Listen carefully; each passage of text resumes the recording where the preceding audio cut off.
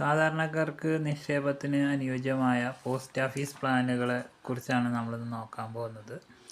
പ്രധാനമായും സുകന്യ സമൃദ്ധി, അതുപോലെ തന്നെ recurring deposit, time deposit, monthly income scheme, senior citizen savings scheme അഥവാ SCSS എന്ന് പറഞ്ഞിട്ടുള്ളത്, പിന്നെ provident fund, public provident fund, പിന്നെ സേവിങ്സ് അക്കൗണ്ട് എങ്ങനെ ഓപ്പൺ ചെയ്യുക, പിന്നെ മഹിളാ Samman savings certificate.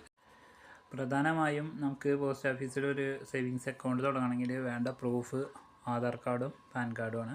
Pan card ഇല്ലാത്ത ആൾക്കാർ പാൻ കാർഡ് മസ്റ്റായിട്ട് എടുക്കണം.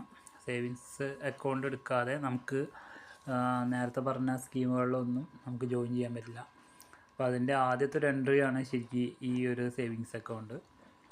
അപ്പോൾ അതെടുക്കാൻ വളരെ ഈസിയാണ്. മാനുവലായിട്ട് നമുക്ക് ജസ്റ്റ് ഫോം ഫില്ല് ചെയ്ത് കൊടുത്താൽ മതി. ഒരു KYC ഫോമും ഒരു നോർമൽ ഫോമാണ് ഉള്ളത്. അപ്പോൾ അത് രണ്ടും എങ്ങനെ ഫില്ല് ചെയ്യാന്നുള്ളത് നമുക്ക് നോക്കാം. വളരെ ഈസിയാണ്, വലിയ ബുദ്ധിമുട്ടുകളൊന്നുമില്ല. പിന്നെ ഈ പറഞ്ഞ രണ്ട് പ്രൂഫായിട്ട് ആധാർ കാർഡും റെസിഡൻഷ്യൽ പ്രൂഫായിട്ട് നമ്മൾ എവിടെയാണ് നിൽക്കുന്നത് അങ്ങനത്തെ കാണിക്കാനൊക്കെ, പിന്നെ പാൻ കാർഡും ആവശ്യമാണ് ഇതിന്. പിന്നെ പോസ്റ്റ് ഓഫീസിൻ്റെ മുഖ്യ ആകർഷണം സീനിയർ സിറ്റിസൺ സേവിങ്സ് സ്കീമാണ്. അതിലാണ് അത്യാവശ്യം നല്ല റിട്ടേൺ നമുക്ക് കിട്ടുന്നത്. അപ്പോൾ അത് 60 വയസ്സിന് മുകളിലുള്ള ആൾക്കാർക്ക് മാത്രമാണ് അതിന് യോഗ്യത ഉള്ളത്.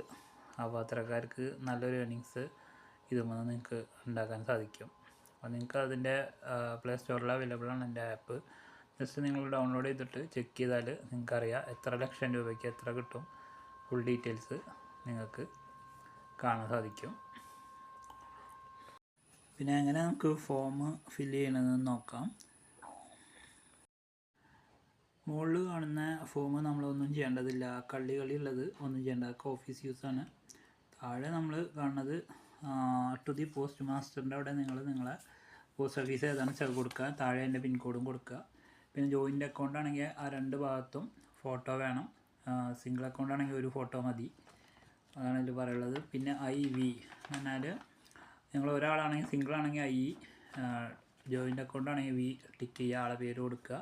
പിന്നെ ഏത് തരം അക്കൗണ്ടാണ് വേണ്ടത് വെച്ചാൽ PPF ആണോ SCSS ആണോ വേണ്ടത് വെച്ചാൽ അത് ഏതാച്ചാൽ വേണ്ടത് വെച്ചാൽ അത് ടിക്ക് ചെയ്യുക. പിന്നെ താഴെയുള്ളത് ATM card, internet, mobile banking, അതൊക്കെ നിങ്ങൾക്ക് വേണ്ടത് ഏതാച്ചാൽ അത് സെലക്ട് ചെയ്ത് കൊടുക്കുക. കോളത്തിൽ ടിക്ക് ചെയ്ത് കൊടുത്താൽ മതി. പിന്നെ സെൽഫ് അക്കൗണ്ടാണോ വേണ്ടത് ജോയിൻ്റ് അക്കൗണ്ടാണോ എന്നുള്ളതാണ് ചോദ്യം. അല്ലെങ്കിൽ നിങ്ങൾക്ക് സെൽഫാണെങ്കിൽ സെൽഫ്, ഒരാൾക്ക് ഒറ്റയ്ക്ക് ഇൻഡിവിജ്വൽ അക്കൗണ്ട്. പിന്നെ സിംഗിൾ അക്കൗണ്ട് ആണെങ്കിൽ അത് കൊടുക്കുക. അല്ലെങ്കിൽ സർവൈവർ സർവൈവർ മീൻസ് ജോയിൻ്റ് അക്കൗണ്ടാണ് ഉദ്ദേശിക്കുന്നത്, അവിടെ ടിക്ക് കൊടുക്കുക. ഏത് വേണമെന്ന് വെച്ചാൽ. പിന്നെ നമുക്ക് ഇപ്പോൾ മൈനറായ ആൾക്കാർ, പ്രായപൂർത്തിയാവാത്തത്, പിന്നെ മാനസികമായിട്ട് പ്രശ്നമുള്ള ആൾക്കാർ, അവർക്ക് പൂരിപ്പിക്കേണ്ട കോളാണ് അത്. ഗാർഡിയൻ അല്ലെങ്കിൽ പാരൻസ് പൂരിപ്പിക്കുകയാണ് അത് വേണ്ടത്. ഒപ്പം തന്നെ ഡേറ്റ് ഓഫ് ബർത്ത് തെളിയിക്കുന്ന സർട്ടിഫിക്കറ്റ് കാൻഡിഡേറ്റിൻ്റെ ഇതും കൊടുക്കണം. പിന്നെ ഡേറ്റ് ഓഫ് ബർത്ത്, ജെൻഡർ, പിന്നെ relation of the applicant, guardian, അതും ആ കോളത്തിൽ കൊടുക്കുക. പിന്നെ അത് കഴിഞ്ഞിട്ട് വരുന്നതാണ് നമുക്ക് നോക്കാനുള്ളത്. അത് നിങ്ങൾ IV മീൻസ് നിങ്ങളാണോ അല്ലെങ്കിൽ ജോയിൻ്റ് അക്കൗണ്ടിലുള്ള ആളാണോ, അതിൽ ഏകദേശം ടിക്ക് ചെയ്യുക. എമൗണ്ട് എത്രയാണ് പേ ചെയ്യണത് എന്നുള്ള ഇതാണ്. അപ്പോൾ 1000 ആണെങ്കിൽ 1000 അക്കൗണ്ട് ഓപ്പണിങ്, അത് ക്യാഷ് ആണെങ്കിൽ ക്യാഷ്, അങ്ങനത്തെ എമൗണ്ട് അക്ഷരത്തിൽ എഴുതുക. ഇൻ വേർഡ്സ് മീൻസ് അക്ഷരത്തിൽ. അപ്പോൾ 1000 ഓൺലി അത് എഴുതി കൊടുക്കുക അവിടെ. പിന്നെയാണ് മുഖ്യമായ പാർട്ട് വരുന്നത്, particulars, name of the applicant വരുന്നത്. ആളുടെ പേര് കൊടുക്കുക. First applicant, second applicant, third applicant എന്ന് കൊടുക്കാൻ കാരണം എന്താണെന്ന് പറഞ്ഞാൽ അത് ജോയിൻ്റ് അക്കൗണ്ടുള്ള ആൾക്കാർക്കാണ് കൊടുക്കേണ്ടത്. സിംഗിൾ അക്കൗണ്ട് ആണെങ്കിൽ ആ ഫസ്റ്റ് അപ്ലിക്കൻ്റ് മാത്രം ഫില്ല് ചെയ്ത് വെച്ചാൽ മതി. പിന്നെ name of the husband, father, mother ഏതാ വെച്ചാൽ കൊടുക്കുക. ജെൻഡർ മെയിൽ ഓർ ഫീമെയിൽ എന്താ വെച്ചാൽ കൊടുക്കുക. പിന്നെ ഡേറ്റ് ഓഫ് ബർത്ത് എത്ര വെച്ചാൽ കൊടുക്കുക. പിന്നെ ആധാർ നമ്പർ അതേപോലെ ടൈപ്പ് ചെയ്യുക അല്ലെങ്കിൽ എഴുതി കൊടുക്കുക. പാൻ നമ്പർ കൊടുക്കുക അതേപോലെ. പിന്നെ CIF ID എന്ന് കാണാം നിങ്ങൾക്ക്. അത് ആരടുത്തും ഉണ്ടാവില്ല. ഒരു ന്യൂ ഓപ്പൺ ചെയ്യണ ഒരു അക്കൗണ്ട് ആണെങ്കിൽ അത് ഉണ്ടാവില്ല. അപ്പോൾ അത് നിങ്ങൾ കൊടുക്കണ്ട. ഓൾറെഡി അക്കൗണ്ടുള്ള ആൾക്കാർക്ക് അത് ഉണ്ടാവും. അപ്പോൾ അവർ മാത്രം കൊടുത്താൽ മതി. പിന്നെ നിങ്ങൾ പ്രസൻറ്റ് അഡ്രസ്സിന് വേണ്ടിയിട്ട് എന്താ വെച്ചാൽ കൊടുക്കുക. വീട്ടഡ്രസ്സ് പെർമനൻ്റ് അഡ്രസ്സും സെയിം ആണെങ്കിൽ അതും കൊടുക്കുക. ടെലിഫോൺ നമ്പർ, ഇമെയിൽ ID, അതിന് ID പ്രൂഫിന് ആധാർ കാർഡിൻ്റെ ഇത് കൊടുക്കുക, നമ്പർ കൊടുക്കുക. പിന്നെ അഡ്രസ് പ്രൂഫിനും ആധാർ കാർഡും തന്നെയാണ് യൂസ് ചെയ്യുന്നത്. പിന്നെ ഡീറ്റെയിൽസ് കൊടുക്കുക. CSS മീൻസ് നമുക്ക് അക്കൗണ്ട് ഉണ്ടെങ്കിലാണ് കൊടുത്താൽ മതി, ഡേറ്റ് ഓഫ് ബർത്ത് കാര്യങ്ങളൊക്കെ. പിന്നെ നേരത്തെ പറഞ്ഞ പോലെ തന്നെ അപ്ലിക്കൻ്റ് ഒന്നാണെങ്കിൽ സെൽഫാണെങ്കിൽ ഒറ്റ കോളം മാത്രം പൂരിപ്പിച്ചാൽ മതി. സെക്കൻഡും തേർഡും വരുന്നത് ജോയിൻ്റ് അക്കൗണ്ടിന് മാത്രമാണ്. പിന്നെ താഴെ സ്പെസിഫിൻ സിഗ്നേച്ചറാണ്. അപ്പോൾ ഒരു അക്കൗണ്ട് സെൽഫാണെങ്കിൽ ആദ്യത്തെ 111 ആദ്യത്തത് മാത്രം പൂരിപ്പിച്ച് അവിടെ മാത്രം സൈൻ ചെയ്താൽ വെച്ചാൽ മതി. ജോയിൻ്റ് അക്കൗണ്ടിന് രണ്ടാമത്തെ ആൾ എത്ര ആളുണ്ടോ അതിനനുസരിച്ച് സൈൻ ചെയ്യുക, ഇത് കൊടുക്കുക. അതിൻ്റെ നെയിം 3 ആളുണ്ടെങ്കിൽ 3 ആളെ നെയിം എഴുതുക. ഒരാളാണെങ്കിൽ സിംഗിൾ അക്കൗണ്ട് ആണെങ്കിൽ ഒന്ന് മാത്രം പേര് എഴുതി വെച്ചാൽ മതി. അത്രയേ ഉള്ളൂ ആദ്യത്തെ ഫോമുള്ളത്. പിന്നെ നമുക്ക് മർബറാണ് നമുക്ക് നോക്കാനുള്ളത്. അവിടെ വരുന്നത് ഡിക്ലറേഷൻ്റെ അവിടെ ഈ പറഞ്ഞ നമ്മളിപ്പോൾ ഈ പറഞ്ഞ SCSS, PPF അതൊക്കെ എടുക്കുന്ന ആൾക്കാർക്ക് മാത്രമാണ് ഈ ഒരു ഭാഗം പൂരിപ്പിക്കേണ്ടത്. അല്ലാത്ത ആൾക്കാർക്ക്, സേവിങ്സ് അക്കൗണ്ട് മാത്രമുള്ള ആൾക്കാർക്ക് അവിടെ അങ്ങനെ ഫില്ലപ്പ് ചെയ്യേണ്ട ആവശ്യമില്ല. ജസ്റ്റ് I hereby declare അങ്ങനത്തെ അവിടെ ഒന്നും കൊടുക്കേണ്ട ആവശ്യമില്ല. പിന്നെ ജസ്റ്റ് ആ ഒരു തമ്പ് ഇംപ്രഷൻ അല്ലെങ്കിൽ സിഗ്നേച്ചർ അവിടെ കൊടുക്കുക. ഡേറ്റ് എത്ര വെച്ചാൽ അത് കൊടുക്കുക. അത്രേ വേണ്ടുള്ളൂ. അത് അതിൻ്റെ ബ്രാക്കറ്റിൽ നിങ്ങൾക്ക് കാണാം MIS or SCSS ഓൺലി കൊടുത്തിട്ടുണ്ട്, നെയിം ഓഫ് ദി സ്കീം.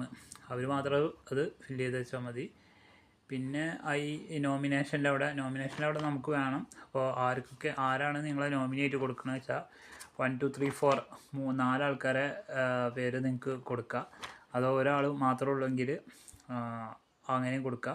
പിന്നെ എൻ്റെ കോൺട്രിബ്യൂഷൻ എത്ര പെർസെൻറ്റേജാണ് കൊടുക്കേണ്ടതെന്നുള്ള ഷെയർ ഓഫ് ദി എൻറ്റിറ്റിമെൻ്റ് എന്ന് പറഞ്ഞുള്ളത് കൊടുക്കണം. അവിടെ 100% ഒരാൾക്ക് ഒറ്റയ്ക്ക് കൊടുക്കുക. 4 ആളുണ്ടെങ്കിൽ അങ്ങനെ ഭാഗിച്ചിട്ട് നിങ്ങൾക്ക് കൊടുക്കാവുന്നതാണ് പെർസെൻറ്റേജ് അതിൻ്റെത്. അത്ര തന്നെ ഉള്ളൂ ആ ഭാഗങ്ങളൊക്കെ. പിന്നെ ഫുൾ അഡ്രസ്സ് ആളുടെ നോമിനിയുടെ അന്നവിടെ എന്താ പറയുക, ഫില്ല് ചെയ്യാനുള്ള സ്ഥലമില്ല. സ്ഥലപരിമിതി വളരെ അധികമാണ്. അത് നോക്കിയിട്ട് നിങ്ങൾ വേണ്ട രീതിയിലത് എന്താ പറയുക ഫില്ലപ്പ് ചെയ്യുക. നോമിനിയുടെ പേര്, അങ്ങനത്തെ കാര്യങ്ങൾ ഇതൊക്കെ. പിന്നെ വയ്യാത്ത ആളാണ് അല്ലെങ്കിൽ അപ്ലിക്കൻ്റ് ഇല്ലിറ്ററേറ്റർ ആണെങ്കിൽ, നിരക്ഷരനാണെങ്കിൽ, അക്ഷരാഭ്യാസം ഇല്ലാത്ത ആൾക്കാരാണെങ്കിൽ അയാളെ സിഗ്നേച്ചർ, പിന്നെ അഡ്രസ്സ്, അങ്ങനത്തെ കാര്യങ്ങളൊക്കെ കൊടുക്കാനുള്ളത്. പ്ലേസും ഡേറ്റും, signature of the thumb impression of the applicant or guardian. പിന്നെ ഇതിൻ്റെ താഴെ for use only, post office use only എന്നുള്ളതാണ്. അവിടെ നിങ്ങളൊന്നും ചെയ്യേണ്ടതില്ല. പിന്നെ അത് കൂടാതെ വേറൊരു ഫോമും കൂടി ഉണ്ട്, KYC ഫോമുണ്ട്. അത് പ്രത്യേകിച്ചൊന്നുമില്ല.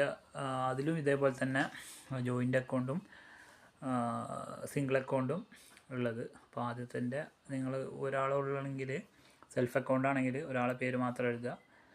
ജസ്റ്റ് അഡ്രസ്സ് 3 സൈന് കൊടുക്കാനുള്ളത്. അത്രേ അതിൽ വേണ്ടി വരുന്നുള്ളൂ. അല്ല വേറെ പ്രത്യേകിച്ച് വലിയ ബുദ്ധിമുട്ടില്ല അത് പൂരിപ്പിക്കാൻ. അതുകൊണ്ട് തന്നെ ഇതിൽ ഞാൻ ഉൾപ്പെടുത്തിയില്ല. ഇത് മാത്രമാണ് കുറച്ച് ബുദ്ധിമുട്ടുള്ളത്. അപ്പോൾ അത് നിങ്ങൾ നന്നായിട്ട് ചെയ്യുക. Thank you for watching.